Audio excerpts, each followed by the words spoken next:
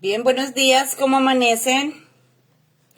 Por favor, confírmenme en el audio, chicos. Se oye bien, profe. Bien, muchas gracias. Bien, bueno, vamos a iniciar este día con el tratamiento para varios patógenos. Hoy vamos a ver varios. Voy a compartirles información, ya que son bastantes las redes, o sea, todo lo que es la microbiología, abarca una cantidad impresionante de patógenos.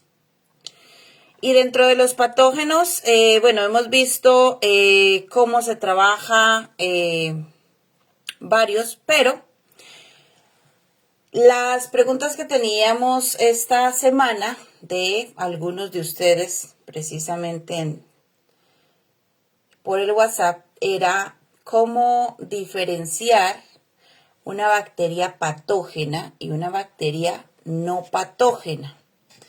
Entonces, importante saber esta parte, porque muchas veces, pues nosotros, yo creo que por allá cuando fuimos al colegio y demás, pues en realidad no nos enseñaron mucho acerca de bacterias. Algunos de nosotros quizás lo que hemos hecho es estudiar otras cosas que no tienen que ver con la salud, ni con la medicina, ni nada por el estilo.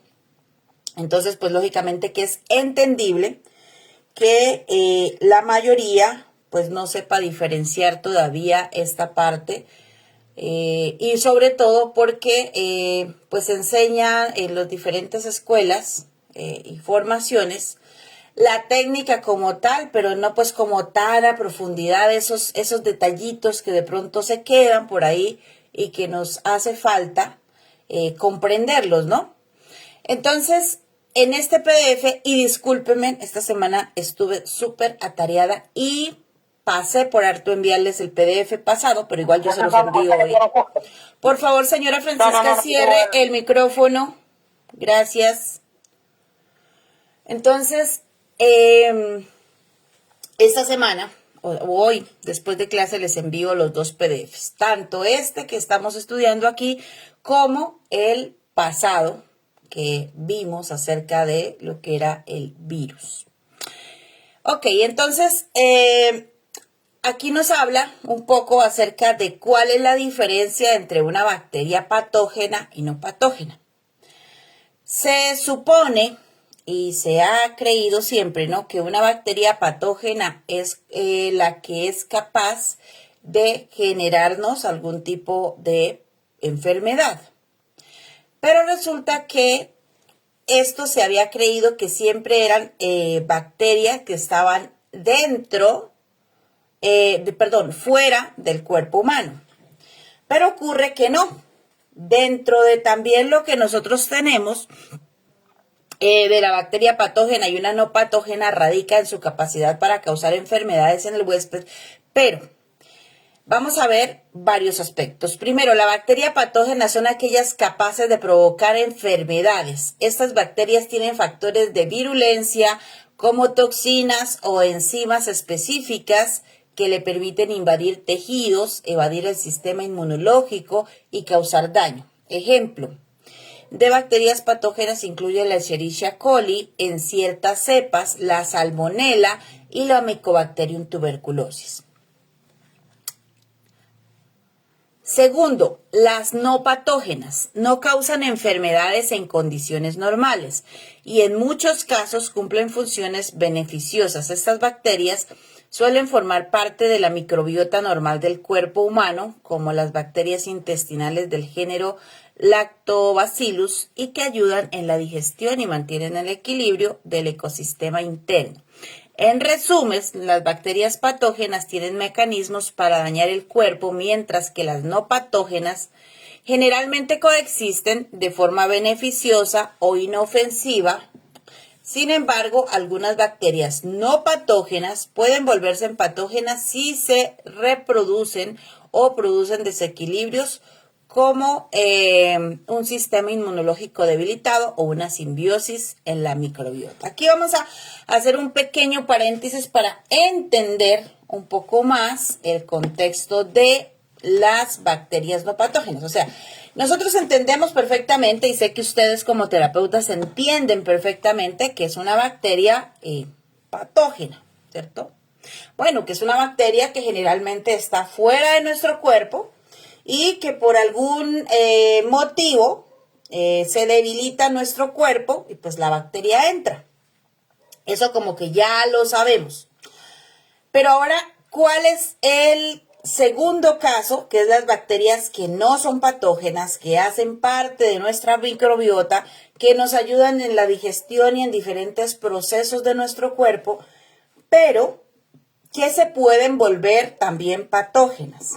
Vamos a entender un poco el contexto para diferenciar estas bacterias. Uno dice, bueno, pero es que, por ejemplo, la compañera que me comentaba me decía, pero es que yo me cuido muchísimo, me coloco guantes, cuando voy a los hospitales uso mascarillas, ¿sí? Máscara para protegerme, y no entiendo por qué mi cuerpo, o sea, de dónde produzco bacterias, de dónde se me pegan las bacterias si me cuido muchísimo.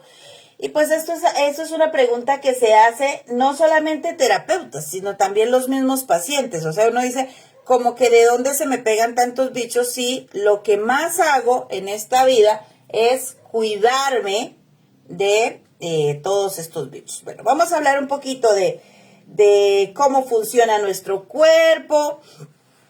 De pronto los chicos que ya han estudiado conmigo, ya han hecho de pronto lo que es la bioenergética avanzada, de pronto ya saben cómo funcionamos, pero pues no todos han estudiado, ¿no? Entonces, perdónenme si de pronto les repito un poco el contexto, pero pues es necesario para que todos los demás compañeritos comprendan esta parte.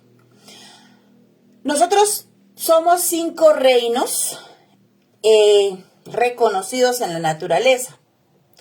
El ser humano, si bien es cierto que pertenecemos, o sea, tenemos más similitud, al menos visible, con el reino animal, también tenemos similitudes con el reino vegetal, el reino mineral, el de las bacterias y el de los hongos. Tenemos de cada uno un poquito. Cada uno de estos reinos tiene una vibración correspondiente para cada uno de sus funcionamientos y sus estados. Eso no nos saca a nosotros del mismo listado. Nosotros también tenemos cada órgano, imagínate, chicos. De hecho, yo pues tengo un programa para enseñarles todo esto. Cada órgano tiene una vibración distinta. Ustedes vieron por allá en biomagnetismo, módulo 1, que se les enseña que cada parte del cuerpo, cada órgano, cada sistema tiene un pH relativo. O sea, no es que todo el cuerpo tenga un pH en 6.7 a 7.4, que sería un neutro, sino que cada órgano tiene un pH relativo y que cuando ese pH se desequilibra, pues es cuando damos el ingreso a los diferentes tipos de patógenos, ¿no? Y desequilibrios. Ok, eso es lo más básico, pero ahora, ¿qué viene más adelante? Para que ese desequilibrio se produzca, se ha tenido que pasar por varios procesos eléctricos de nuestro cuerpo.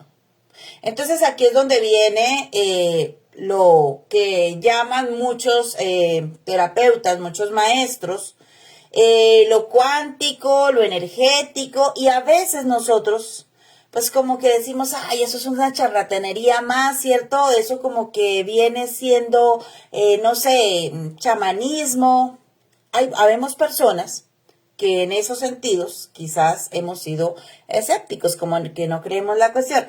Yo les voy a explicar desde la parte científica ¿Qué es cierto acerca de la energía del cuerpo, de cómo funcionamos y demás? Bueno, resulta que así como, por ejemplo, la sangre tiene un pH un poco más alcalino, el estómago tiene un pH ácido, la boca tiene un pH diferente, por ejemplo, al de la piel, los ojos tienen un pH diferente, entonces todo las partes del cuerpo, si bien es cierto que se parecen algunas en el pH, a otras no todas son iguales. Entonces, ¿qué ocurre? Pues ocurre que ese pH se desequilibró, no solamente porque hayamos comido cosas, ni porque, bueno, tuvimos un mal genio y eso sucedió así por así. Ocurre porque resulta que nosotros tenemos una frecuencia que se mide en hercios. Las frecuencias del cuerpo son medidas en hercios. Y las vibración, digamos que las frecuencias son cuantitativas, se pueden contar. Y la vibración es cualitativa, se mide por la calidad de la vibración. Ok, si bien es cierto que nosotros podemos a veces enumerar la vibración por ciertos números, en sí la vibración se mide por la cantidad de,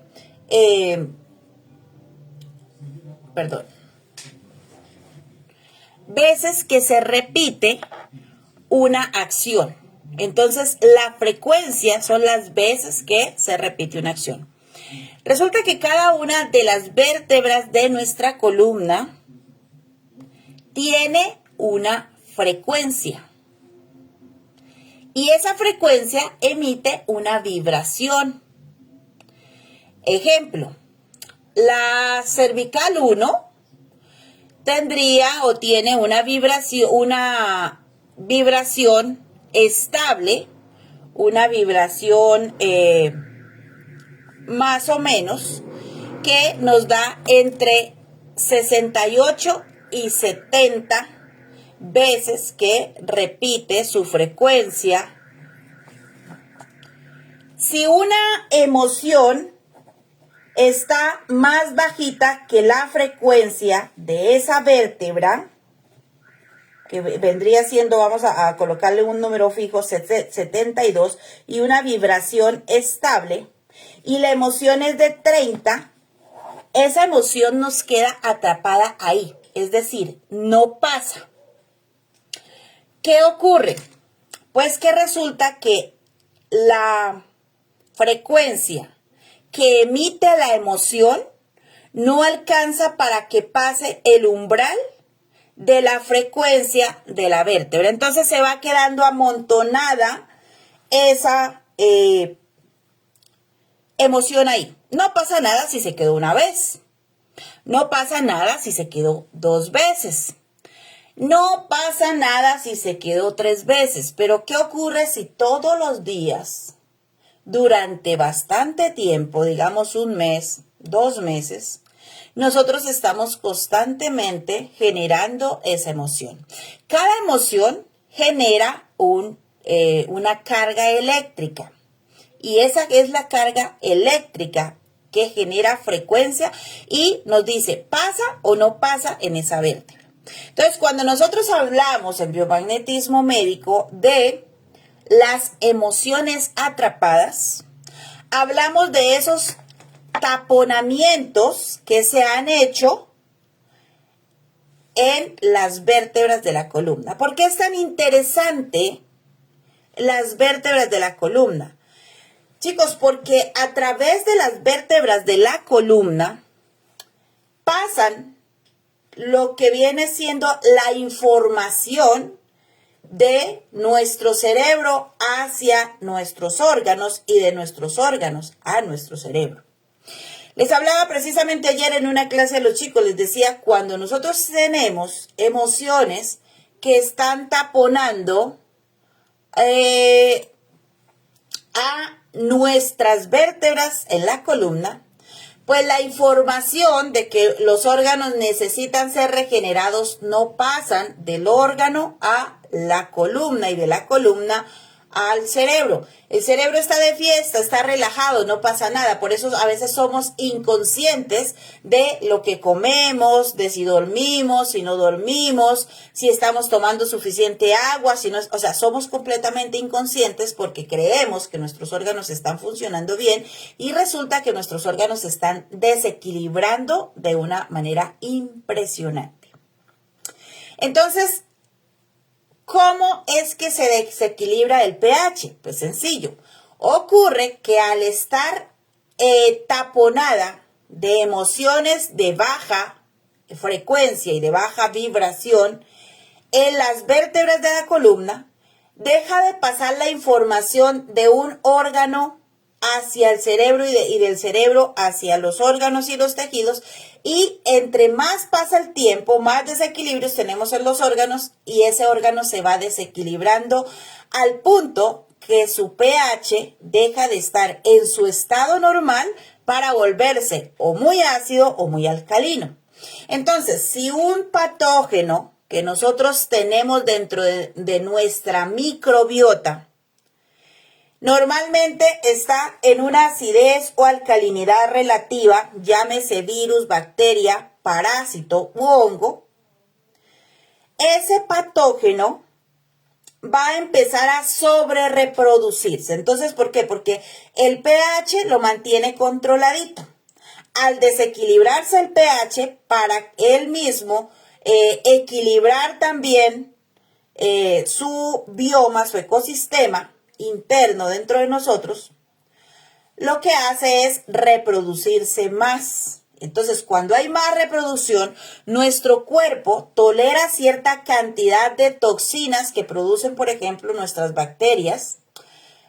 Las tolera y pues como que ya nos hemos hecho amigos y hay una simbiosis ahí en el que yo soporto tus toxinas y tú me ayudas a hacerle digestión a la comida que me como y que yo solito no puedo hacerle digestión. Pero resulta que es como cuando usted arrienda su casa, ¿cierto? La rentó para una pareja. Y resulta que cuando, bueno, pues tu casa la tiene bien organizadita, sus pisos bien bonitos, sus baños organizaditos, una cocina bonita, linda su casita. Usted la arrendó para 2 personas, ¿cierto? ¿Qué pasa con esas 2 personas? Pues que 2 personas pues no hacen tanto desorden, mantienen la casa organizadita. Usted dejó de ir 2 meses a visitar a sus inquilinos y cuando volvió a su casa encontró 15 personas viviendo en una casa que es para 2. ¿Qué ha pasado con las puertas? Pues que son diferentes, o sea, son 13 personas más que le han dado a la puerta como para pasarla hasta donde el vecino. El piso, entran con los pies llenos de tierra, de arena y lo han rayado. El baño, lógicamente que no es lo mismo que descarguen el agua y que abran y cierran las llaves para 2 personas que para 15 personas. Pero entonces las personas dicen, no, es que es mi mamá, es que es mi tía, es que estuvimos de visita y es que ellos están consiguiendo trabajo y se van a ir. Pero entonces la cuestión es que usted dice, ok, sí, está bien, pero es que yo arrendé mi casa para 2 personas y resulta que hay 13 de más. Yo arrendé o alquilé mi casa para el desgaste de esas personas, pero resulta que se me sirvieron los servicios públicos, se me sirvieron. Entonces, eso mismo pasa dentro de nuestro cuerpo.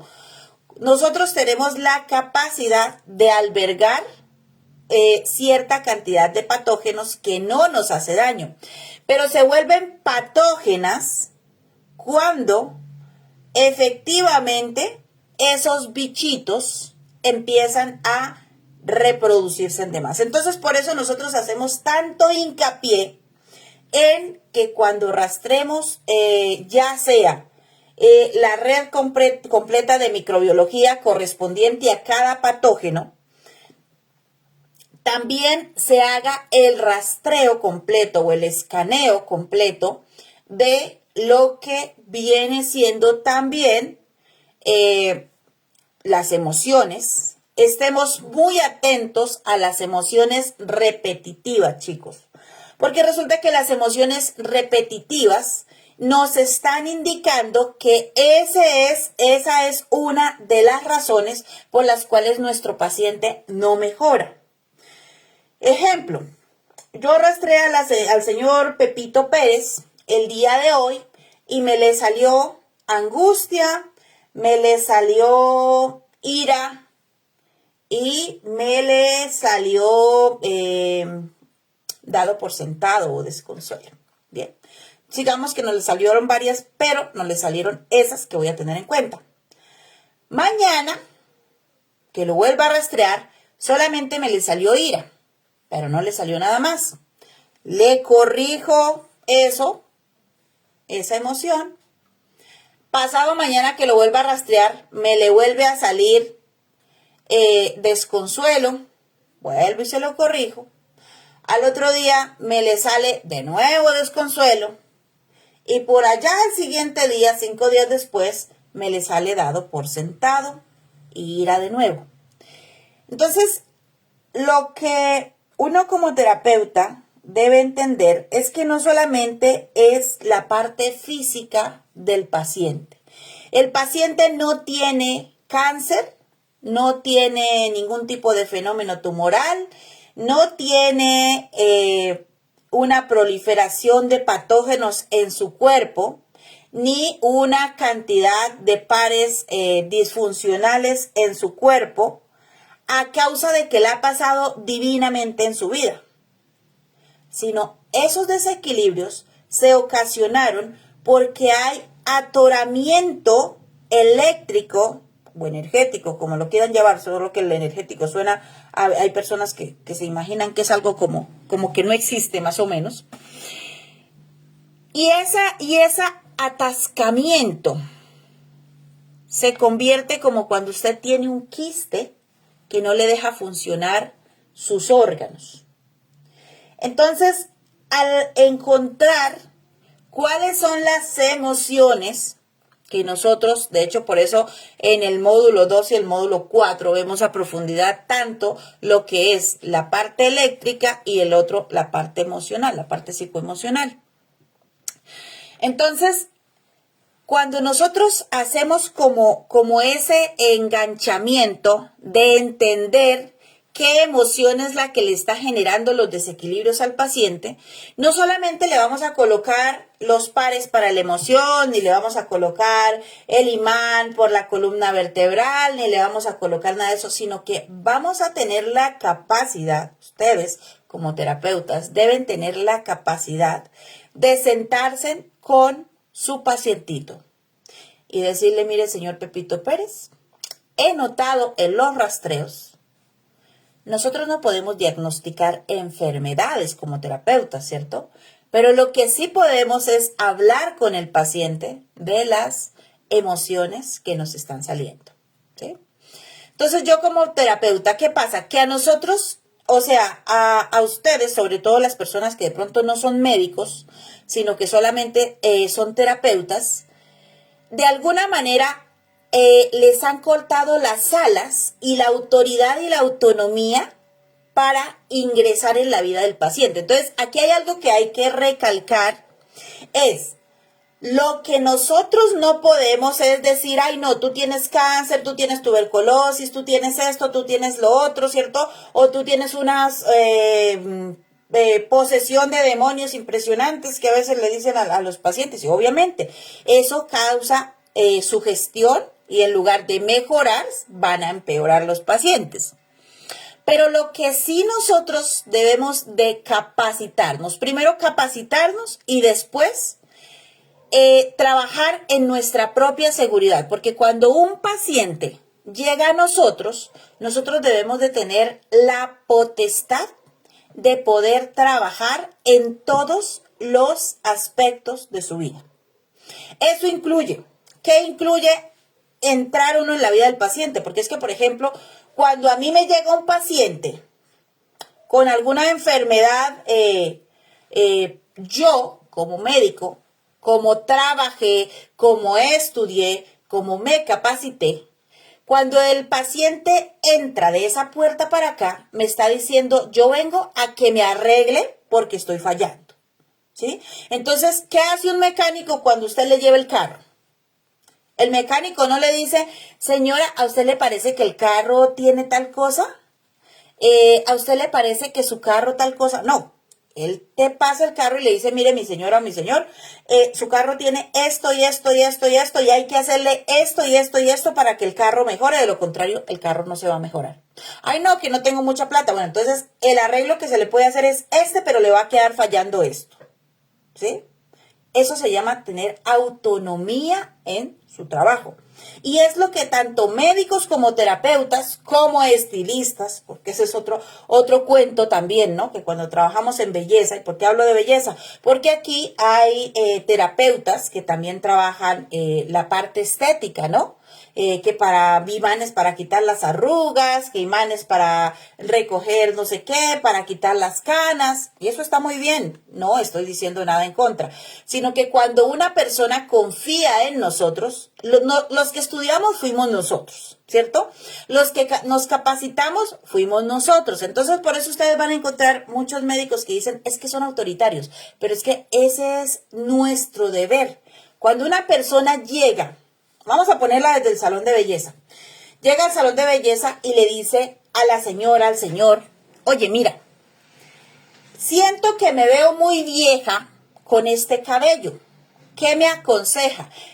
¿Con qué me vería más bonita? ¿Con qué me vería más joven? Entonces, ¿cuál es la labor del estilista?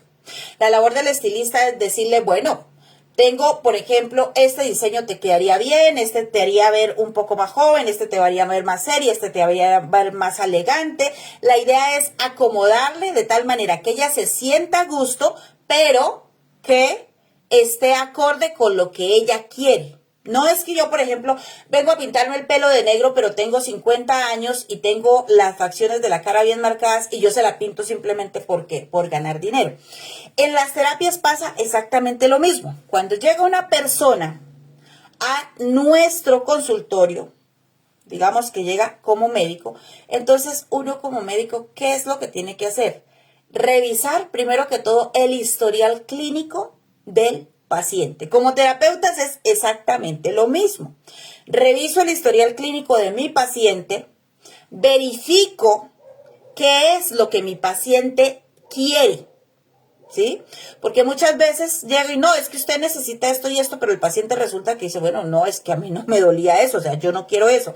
Entonces, uno es su historial clínico y segundo, qué es lo que quiere. Por ejemplo, hay pacientes que van a llegar al consultorio diciéndole, es que me duelen las rodillas.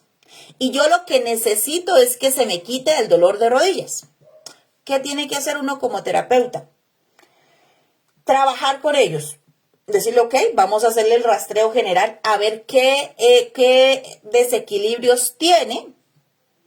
Hay algo importante que personalmente yo lo he trabajado así, y lo digo que lo he trabajado así porque yo he trabajado casi siempre con personal también, pues compañeros médicos, y usted a un médico no le va a decir, no, pues es que, pues le voy a poner los pares, y no, el médico te va a preguntar, ¿qué pares me salieron?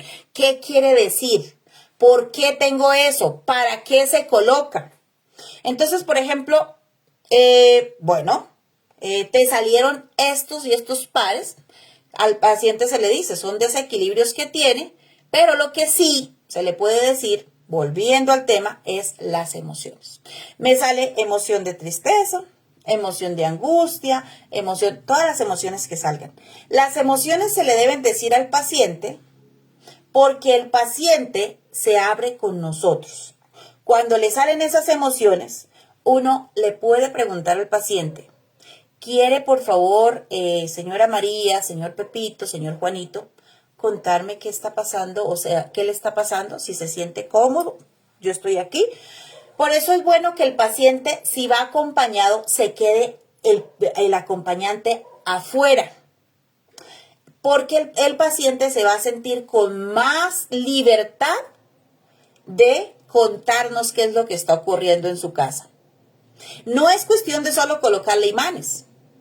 Entonces, en esa charla, en esa plática que uno tiene con ellos, uno va tomando en cuenta todos esos detalles, la forma como lo dice el paciente, en lo que hace énfasis el paciente, porque el paciente siempre nos va a mostrar una forma, como él nos dice, mira, Lo que pasa es que, bueno, sobre todo pasa con las mujeres y bueno, en general, pero les voy a dar como una pista.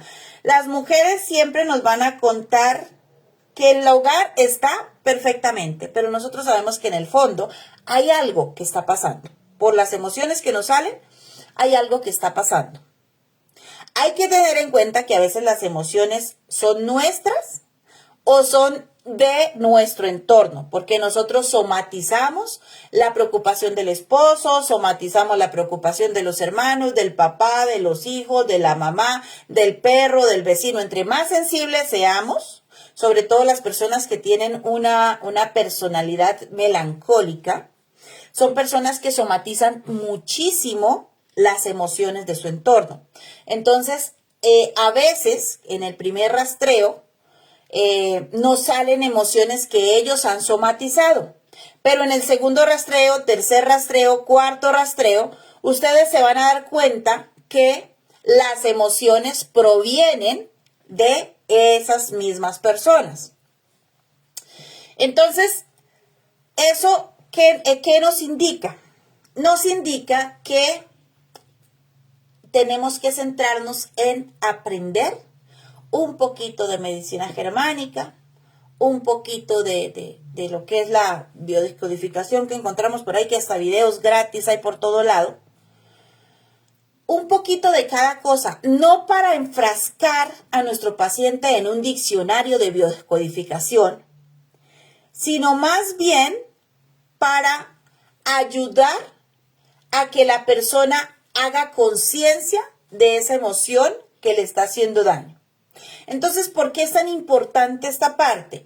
Porque cuando nosotros seamos médicos o seamos terapeutas, aquí todos somos profesionales en la rama de la salud, ¿no? Que ese fue uno de los requisitos que pedí para aceptarlos. Entonces, ¿qué tenemos que tener en cuenta? Que el paciente no viene a nosotros, en el caso de la terapia, para que le demos medicamentos porque ya tiene a su médico que le dé medicamentos. Viene al terapeuta porque quiere, necesita alguien con quien desahogarse. Y a los psicólogos, desafortunadamente, la mayoría de las personas le tienen fobia. ¿Por qué? Pues porque se ha hecho como una mala fama de lo que es la psicología. Desde tiempos remotos, las personas han creído que ir al psicólogo es un signo de debilidad, de estar loco, y resulta que se nos ha olvidado que así como el cuerpo tiene médicos especialistas, el cerebro, tanto la parte cognitiva como la parte física, también necesita ser atendida. En la parte física tenemos el neurólogo. Y créame que a ti te remiten a la parte neurológica y usted dice contento, me remitieron donde el neurólogo por el dolor de cabeza o por la molestia que tenga.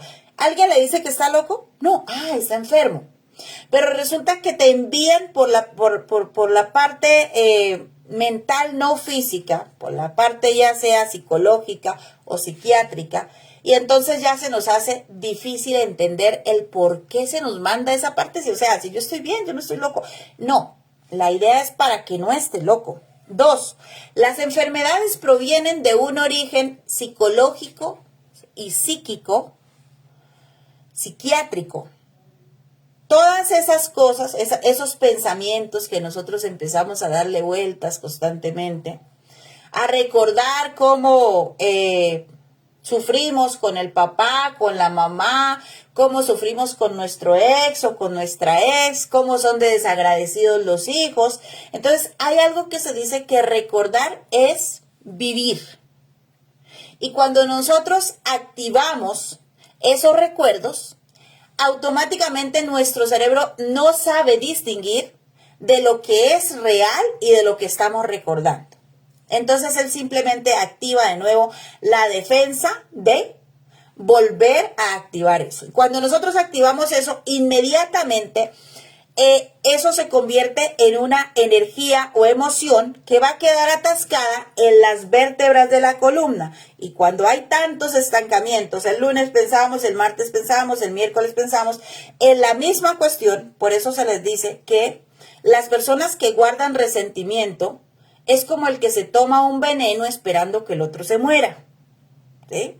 A la única persona que le va a hacer daño ese resentimiento es a la persona que recuerde constantemente ese suceso. Entonces, aquí viene algo súper lindo para nosotros, seamos médicos o terapeutas, es darnos cuenta que el paciente no solamente va porque necesite curación física, sino porque también necesita ser escuchado, ser aconsejado. La diferencia de un terapeuta a un médico es que uno como médico, simplemente para empezar, si trabajamos en la parte pública, tenemos como 20 minutos por paciente, o sea, apenas alcanzamos a leer el historial clínico, hacerle una media exculpación por lado y lado, formularle ya sea el medicamento para la sintomatología o remitirlo a examen o remitirlo a un especialista, ¿cierto? Indicarle lo que debe o no debe comer así por encimita y no se estrese. Bueno, las indicaciones son muy mínimas. ¿Cuál es la diferencia de un terapeuta? Que el terapeuta, si es un buen terapeuta, debe de destinar al menos 2 horas para cada paciente. Por eso muchas veces, y ustedes, por ejemplo, los que son terapeutas, van a decir, ¿por qué cobran a veces tanto los terapeutas? Bueno, yo entiendo que hay algunos que, pues, como que cobran bastante, ¿cierto? Pero pues cada quien le pone precio a su trabajo. La cuestión es que son 2 horas de la vida que le estamos dando a cada paciente, ¿sí? Si ese paciente tuvo, por ejemplo, para ir donde nosotros, hagamos que ese momento no solamente sea para colocarle imanes, no solamente sea para ponerle imanes y irse a ver la novela o la película o echar chisme por TikTok y demás mientras el paciente está con los imanes. Mientras el paciente está con los imanes, nosotros podemos hacerle una pequeña charla acerca de las emociones, dependiendo de lo que nosotros veamos que necesite el paciente. Si, por ejemplo, vemos que es un pacientito obeso, que van a llegar muchos a nuestro consultorio, esos pacientitos obesos no están obesos porque traguen mucho, perdón la expresión. Están obesos porque tienen miedo a la escasez, porque han sufrido aislamiento, porque es un mecanismo de protección hacia algunas agresiones, porque en todos sus traumas que vivió de niño y de joven,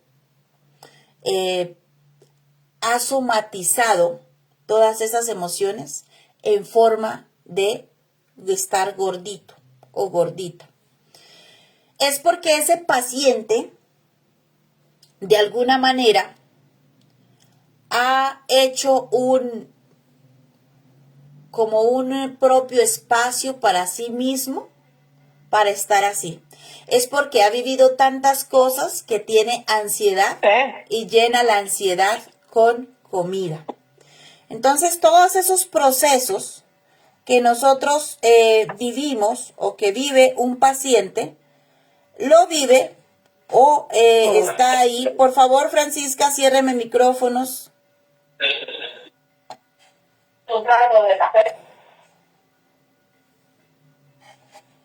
A ver, vamos a ver si ya cerraron micrófonos. Creo que sí. Bien, entonces es necesario que nosotros nos formemos más como terapeutas, que prestemos más de la acostumbrada atención. Porque mira, yo les puedo dar todo lo de microbiología que ustedes quieran, enseñarles todo lo que quieran, pero lo que más importa es la formación que ustedes tienen como terapeutas. Que ustedes entiendan y les expliquen a sus pacientes que no es solamente colocar imanes, que los imanes van a quitar los desequilibrios que las emociones y el estilo de vida han causado en el cuerpo de cada paciente. Pero no necesariamente entonces yo les coloco imanes y con eso les soluciono la vida entera. No, porque vean, hay algo que sucede. Las bacterias, en las clases pasadas habíamos visto, por ejemplo, una bacteria que se anida en un paciente. Es porque la bacteria sabe que el paciente periódicamente desequilibra varias partes de su cuerpo y entre más desequilibrios tenga en su cuerpo, más, vamos a hablarlo, más nidos o más lugares en donde colonizar tienen esas bacterias. Entonces, entre más emociones nosotros tenemos para causar desequilibrios, más oportunidades tienen las bacterias para camuflarse, más oportunidades tienen los virus también. Y entre más desequilibrios hay en el cuerpo del paciente, ¿qué ocurre? Pues más resistencia van a hacer los patógenos en nuestro cuerpo. Entonces, por eso es que vamos a encontrar pacientes que dicen, es que, mira, por ejemplo, vamos a poner el caso de los cánceres. Hablando un poquito de cánceres, de cosas. Nosotros, y yo he escuchado muchísimos terapeutas, pero muchísimos, que simplemente copiamos lo que otro nos dijo, otro que ni siquiera estudió nada de salud, simplemente estudió para ser terapeuta y replica lo que le han enseñado. Es que los médicos lo matan a uno. Les dije el otro día y se los diré siempre. A menos que tengamos funeraria, no nos sirven los pacientes muertos. Funeraria y como mínimo un cementerio privado, ¿no? Para tener allá gente. Ok. Entonces, ¿cuál es el problema? El problema es que mientras más emociones negativas o desadaptativas tengamos, más bloqueos vamos a tener en la columna vertebral. Y mientras más bloqueos tengamos en la columna vertebral, más profundo y más desconectado va a estar los órganos de nuestro cerebro. Y entre más desconexiones tengamos entre órganos y cerebros, más vamos a tener desequilibrios en donde el pH se va a desequilibrar y van a entrar patógenos. Y donde no entran patógenos tenemos disfunciones. Y donde no tenemos disfunciones, pues simplemente tenemos daño de las células, putrefacción, porque las células se mueren y empezamos a podrirnos por dentro. Entonces, ¿qué pasa? Vamos por la vida y de repente, por casualidad, tenemos contacto con alguna bacteria que sea patógena. Esa bacteria ingresa, encuentra el campo específico donde se puede reproducir y empieza a reproducirse. Esa bacteria empieza a ser como el comodín para que ingrese otra, para que ingresen virus, para que ingresen hongos, para que ingresen también parásitos y se nos vuelve, cuando hablamos de diferentes tipos de cánceres, son diferentes tipos de patógenos que han ingresado a un lugar. Hay, por ejemplo, personitas que tienen varios tipos de cánceres. No necesariamente es un cáncer que hizo metástasis a un lado y otro. ¿Cuándo se dice que un cáncer hizo metástasis? Cuando, por ejemplo, es un cáncer que tiene 4 bacterias, 2 virus, un hongo, una alga. Y esa misma composición de bichos se mudó de un lado a otro. Pero no es el mismo cáncer dando vueltas por todo el organismo cuando en un riñón tiene 4 bacterias de una clase, 3 hongos, un parásito, ¿cierto? Tiene varios virus. Pero, por ejemplo, en el pulmón tiene otras bacterias distintas, otros virus distintos. Entonces son 2 clases de cánceres distintos, haciendo daño tanto en el riñón como en el pulmón. Es un ejemplo, ¿no? Entonces, ¿Qué hace el oncólogo? Y aquí viene la parte importante para que ustedes como terapeutas sepan que no es que uno quiera matar al paciente, sino que es los recursos que se tienen. ¿Por qué se llama terapia? Porque se coloca con cierta frecuencia. ¿Por qué se tiene que hacer biopsia? Porque la biopsia lo que nos indica es algo importante. Es el hecho, perdón, dame un momento.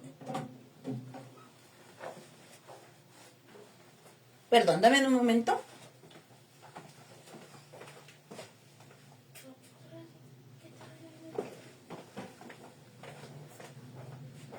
A ver. Ahora sí. Se me había ido un poco el... Bien, entonces la biopsia lo que hace es descubrir qué tipo de patógenos tiene el paciente en cada caso tumoral. Y entonces, ¿qué ocurre? Como ustedes pueden ver, los que ya están estudiando, ya llevan avances en microbiología, no todas las bacterias, no todos los virus, no todos los hongos reaccionan al mismo medicamento.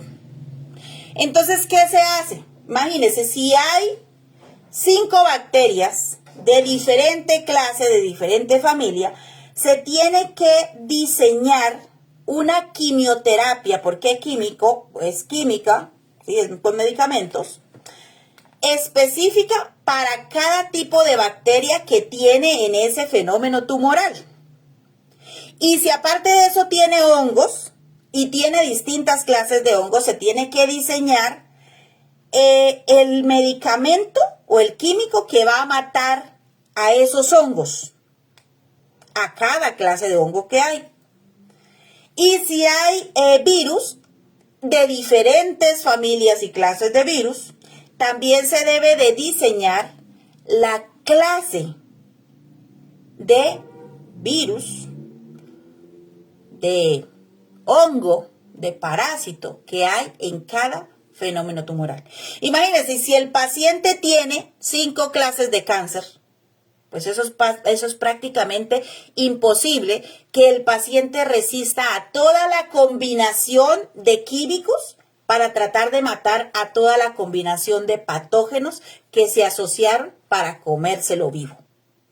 Entonces, ¿qué ocurre? ¿Por qué la quimioterapia a veces sobrevive el patógeno y se muere el paciente, y a veces se mueren los patógenos y sobrevive el paciente? Ahí es una guerra. ¿Cuál de los dos es más fuerte, si el paciente o los patógenos? Por eso es importante que nosotros como terapeutas entendamos qué carrizos es una quimioterapia y por qué es tan agresiva. ¿Por qué el médico envía la quimioterapia? Pues porque no hay otra opción, porque es lo que nosotros, el recurso que se tiene para trabajar al paciente, ¿sí? Entonces, cuando nosotros como terapeutas tenemos un poquito de la noción de lo que es la quimioterapia, entonces entendemos con más facilidad tanto al oncólogo como al paciente. Y podemos explicarle al paciente qué es lo que ocurre. Podemos explicarle también por qué es tan agresivo a las bacterias, por qué cuando le den un tratamiento de antibióticos se tomen el tiempo que es los antibióticos, por qué las bacterias se hacen resistentes, por qué, por ejemplo, en los hospitales de América, no solamente de Latinoamérica, sino de América completo, mueren tantas personas de cáncer. Porque desafortunadamente tenemos sistemas de salud que si la quimioterapia tenía que ser 3 meses, nos sale una cada 5 meses. Entonces, ¿qué pasó? Se le hizo una quimioterapia hoy, digamos que en 15 días tenía que hacerse la otra, pero la cita nos salió en 20 días. Esos 5 días que se le dio de cabida, que no se hizo la terapia cuando se tenía que hacer, los patógenos mutar, o sea, ellos se hacen más fuertes y se hacen resistentes. Cuando me coloquen la otra quimioterapia, pues ya el bicho ya está fuerte, ya él aprendió a camuflarse, aprendió a organizarse de tal manera que ya es prácticamente imposible sacarlo. Por eso es tan difícil tratar con estos bichos. Mira, vamos a poner un ejemplo muy vivido hoy en día, y es por qué hay países en los que mueren tantos niños de meningitiditis. Porque la bacteria que entra al cuerpo de estos niños es la Neisseria meningitidis. ¿Qué pasa con esta bacteria?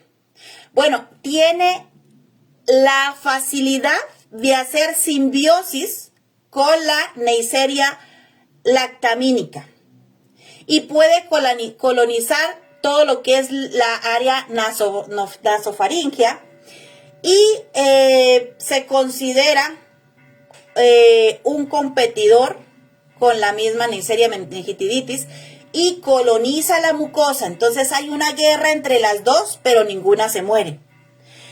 Hace también simbiosis con el Streptococcus pneumoniae.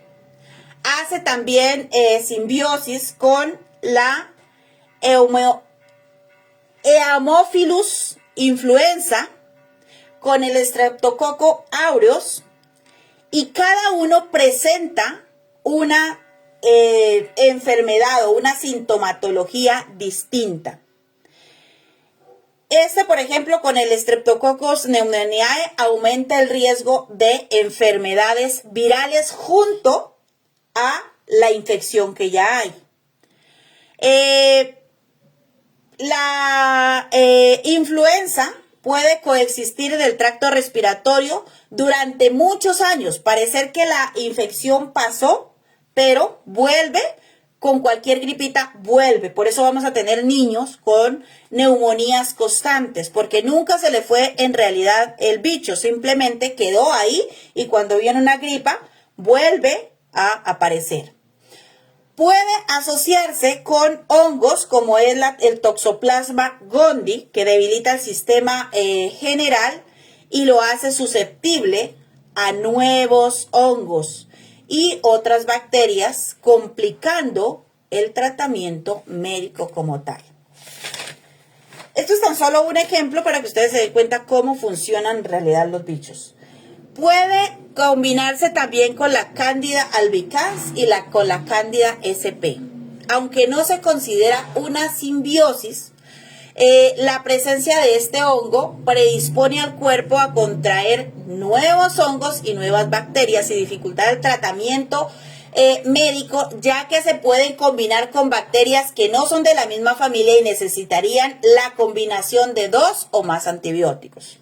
Porque hablamos de términos médicos de tratamientos médicos en las terapias, pues porque sencillamente es una forma como ustedes pueden entender cómo funcionan las bacterias para saber cómo atacarlas. La transmisión de este bicho es de personas a persona por goteo de saliva, contagio directo, saliva, compartir utensilios, los besos.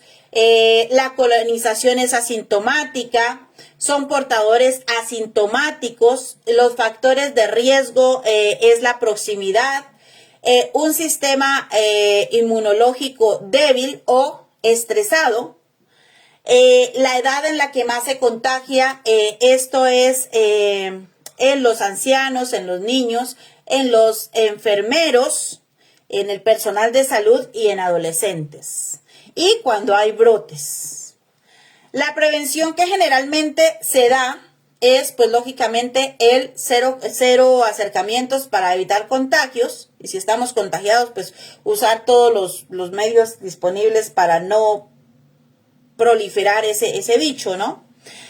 Ahora vamos a ver cuáles son las formas de reproducción. Esta parte quiero que por favor presten atención, porque en esto está la base para nosotros entender la complejidad de por qué sanamos. Unos pacientes sanan, otros no sanan, unos evolucionan, otros no evolucionan, vuelve y nos da otro tipo de cepa bacteriana parecida a la anterior, y entonces nosotros estamos en esa lucha constante, ¿cierto?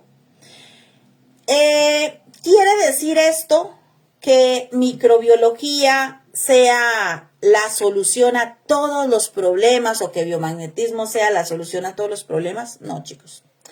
Cada rama de la medicina, sea terapéutica oficial o sea de pronto lo que muchas personas llaman pseudoterapia, o sea medicina oficial y técnicas terapéuticas oficiales, todo es una lucha constante por mirar cuál de todas las técnicas funciona mejor para cada paciente. ¿Por qué razón? Porque cada paciente es un mundo, cada paciente nos va a reaccionar de una forma distinta. Van a haber pacientes que se curan con la misma fórmula, pero van a haber pacientes que definitivamente no funciona la misma fórmula. Por eso, pues lógicamente que nos toca tratar a cada paciente de manera individual.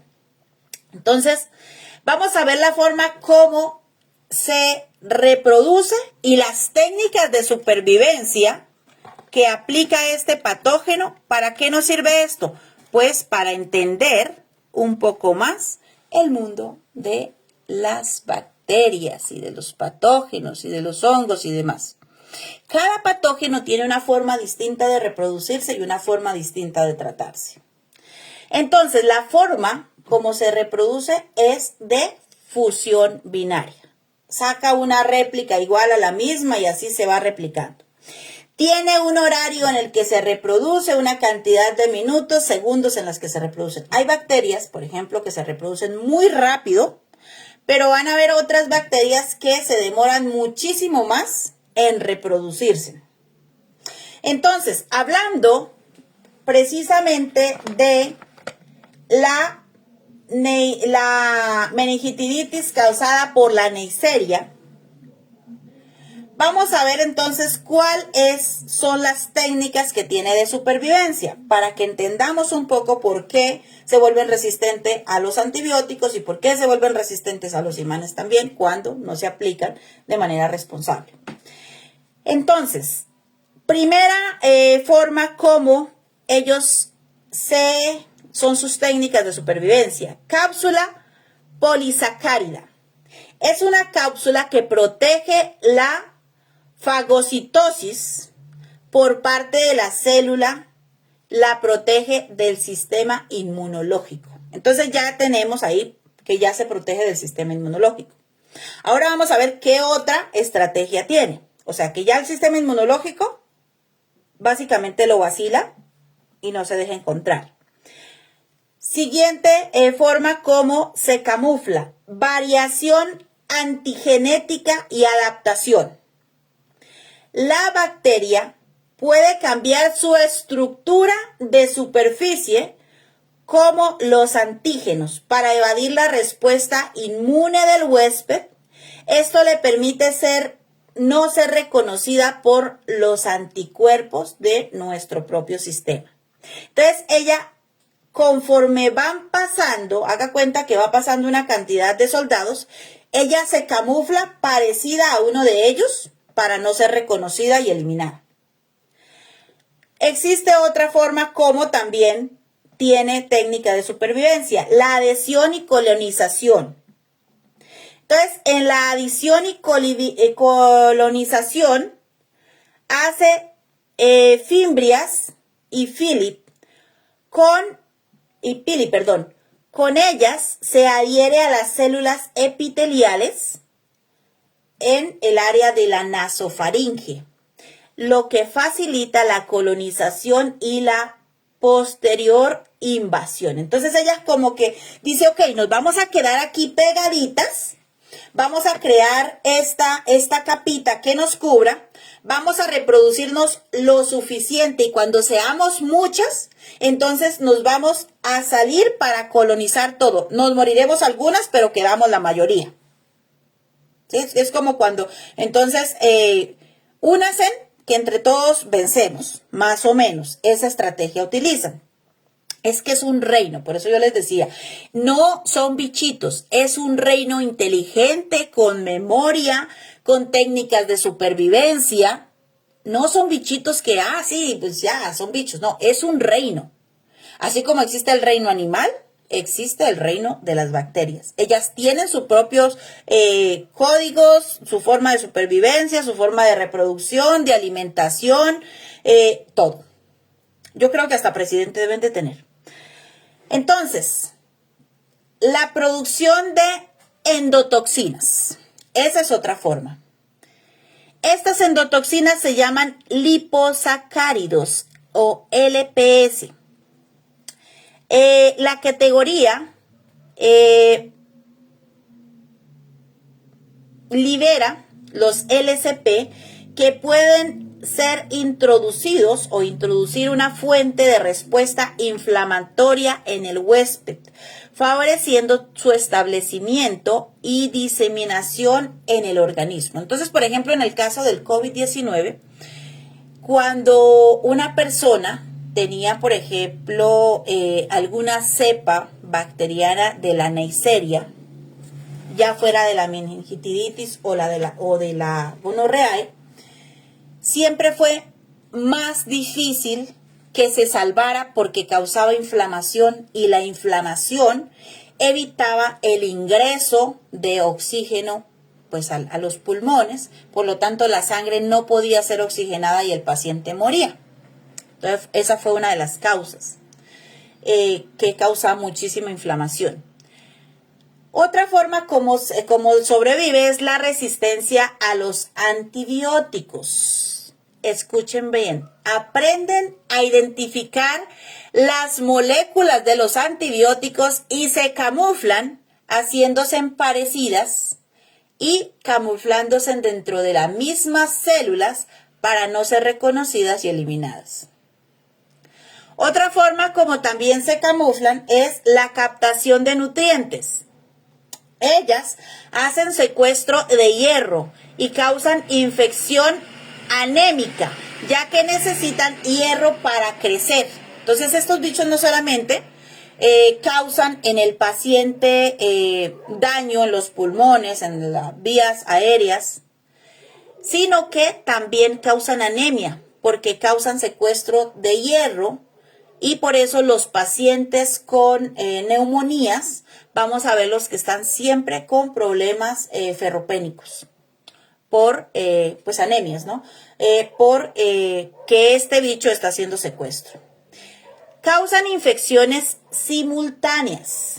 Entonces, vamos a ver, por ejemplo, hay muchísimas formas como ellas se reproducen.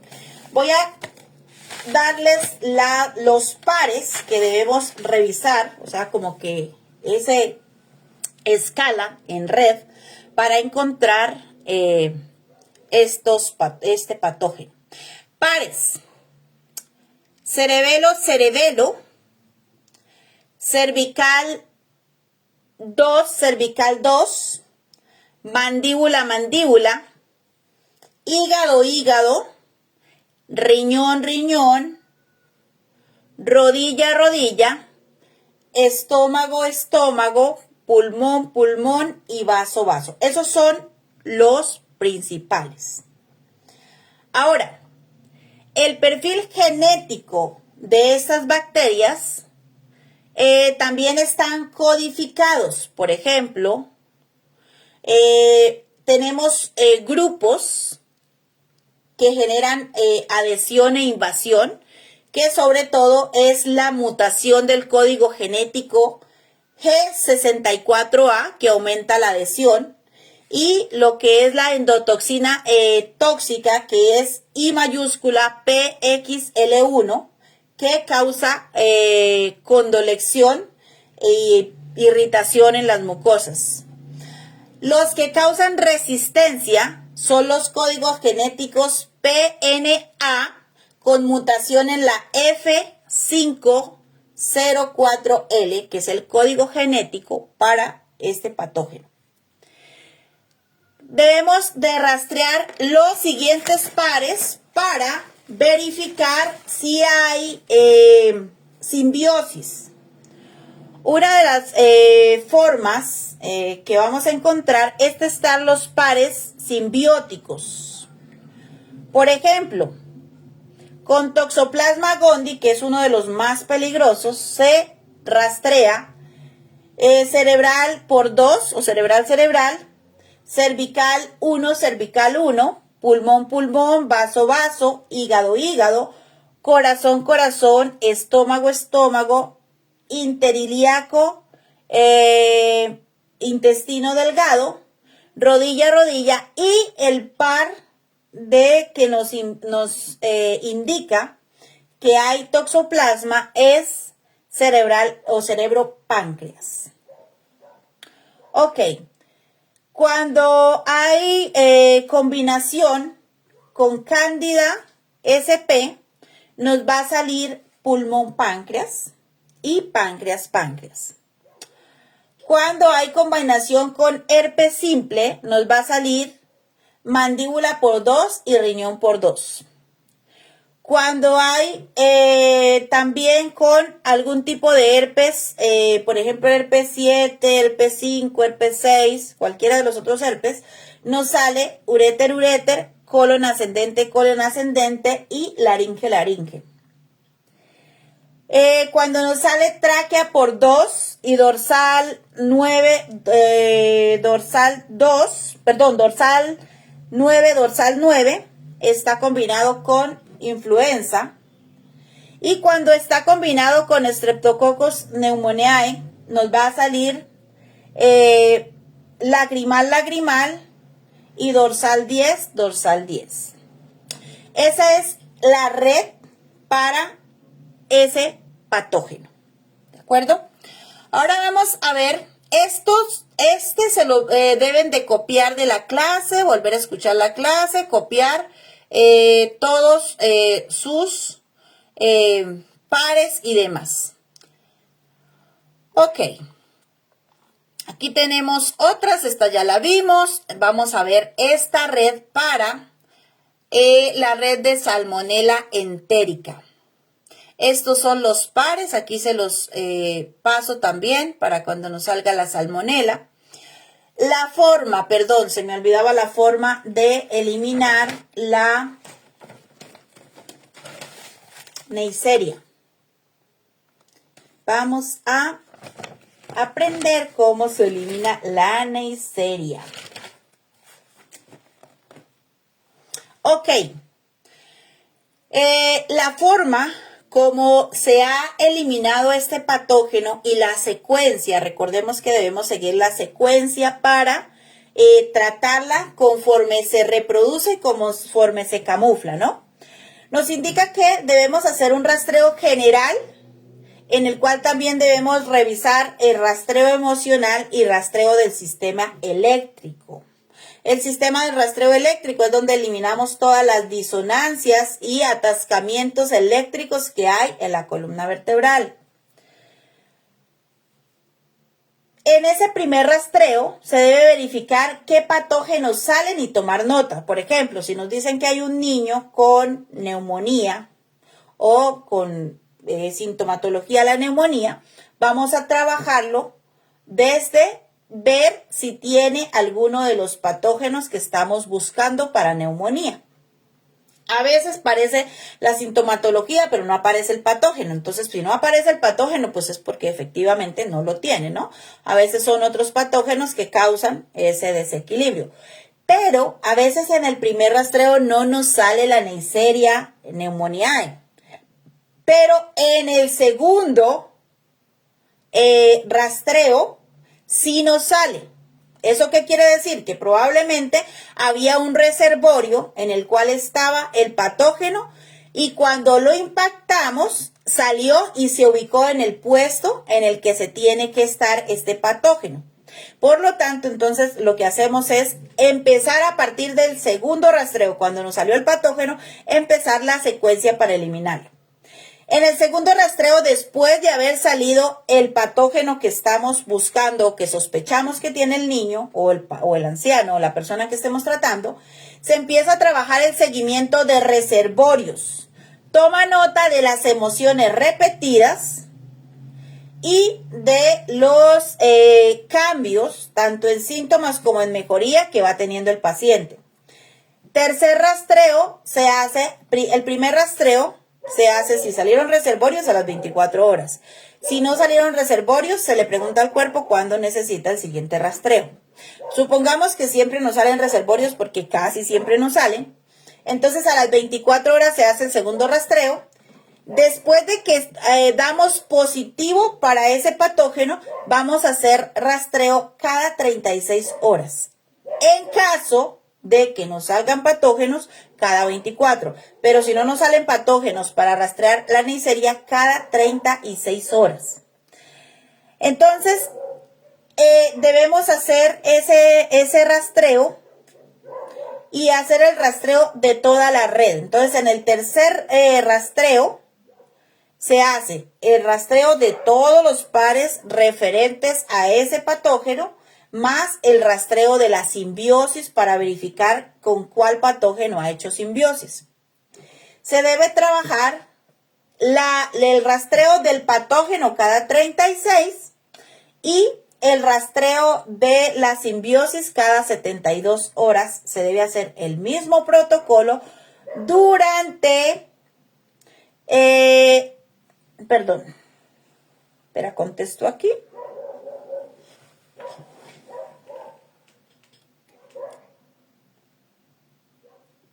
Bien, ahora sí. Entonces, el mismo protocolo cada 72 horas durante 7 sesiones y luego ya se deja descansar al paciente y se hace pues como una vez al mes o cada 2 meses.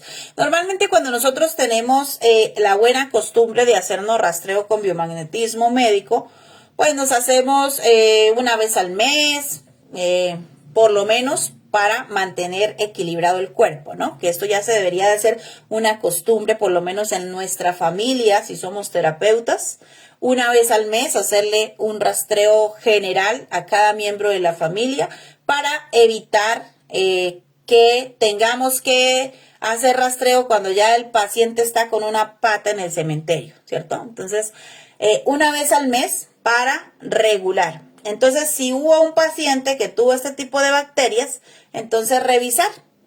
Por ejemplo, si hubo un paciente que tuvo neumonía, una vez al mes, cuando se le haga el rastreo, se le hace el rastreo de todos los pares referentes para evitar que se vuelva a colonizar o que vuelvan a aparecer nuevos.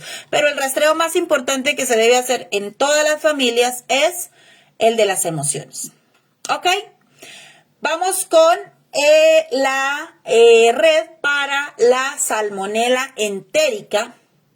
Entonces, aquí tenemos un listado detallado. Igual yo este PDF se los voy a enviar ahorita al grupo. Entonces, la red es hígado-hígado, vaso-vaso, páncreas-páncreas, estómago-estómago, ciego-ciego, apéndice, intestino delgado, colon ascendente, colon transverso por 2 también, recto, vesícula biliar. Casi todos en este vienen siendo repetidos, vienen en pares si se dan cuenta. Aquí vienen otros y y viene la explicación.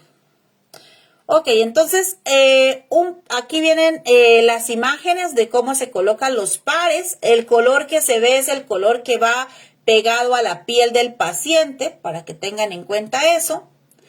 En este PDF también viene la red magnética para la Salmonella Pitti. Viene su red también, viene la ubicación de los pares como tal. Preguntas o demás, vamos a estudiar estos PDFs y en la próxima clase les aclaro. Esto está en imágenes solamente que aparecen ahí en blanco, pero en el PDF están. Solamente es como una falla ahí de la proyección. Pero igual todos lo traen. Entonces, cualquier pregunta, cualquier cosa que no entiendan del PDF, toman nota. Y la próxima clase vamos a, valga la redundancia, aclarar todos esos temas. ¿Listo? Me toca ya dejarlos porque tengo un compromiso ahorita mismo a las 1:30. Les mando un súper abrazo. Pásenla bonito, cualquier pregunta en el grupo, voy a estar para que hagan todas las preguntas que quieran. No alcanzo a darles ahorita tiempo de preguntas, pero el próximo domingo espero tener un poco más de tiempo y poder compartir con ustedes pues un poco más de el tiempo. Bien. Muchas gracias a ustedes también, señora Francisca. Gracias a todos las personas que estuvieron tanto por Facebook como por el Zoom. Y pues nada, les mando muchas bendiciones. Pásenla bonito ese fin de semana.